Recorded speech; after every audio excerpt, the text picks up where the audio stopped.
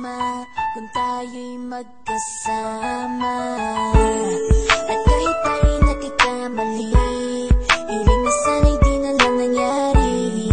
Pero ayos lang basta tayo'y magkasama.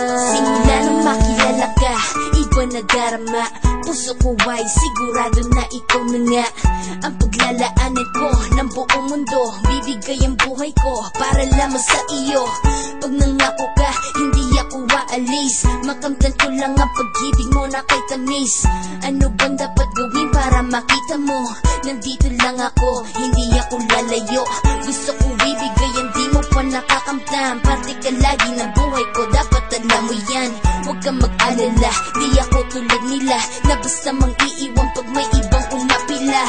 At alam ko na babother ka sa mga nakaraan ko, kaya minsan tinatopa ka. Ganon din ako kaya intindi kita. Di na mag-iiba kasi nga mahal kita. Mamahalin kita nang walang hanggan, at hindi ka iiwan.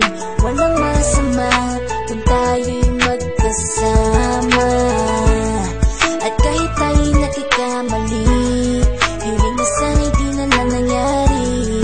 Pero ayos lang basta tayo'y magkasama. Kahit na tayong dalawa ay may pagitan, distansya lang iyo pero ating puso't isipan ay magkalapit pagka tayo'y nagmamahalan ng walang hangganan. At yung tanging kayamanan na ating pinagbabakas, ikaw ang aking lakas. Sana ay huwag magwakas at huwag mag-ibalandas nating dalawa, kasi di ko malalaman ang aking gagawin pag ako'y iyong iniwanan. At alam ko tayo'y nagkakamali at hindi mapakali kapag hindi agad tayo'y nagkakabati. So ako'y humihingi ng tawad sa mga kasalanan kung di na maitatama kasi nangyari na.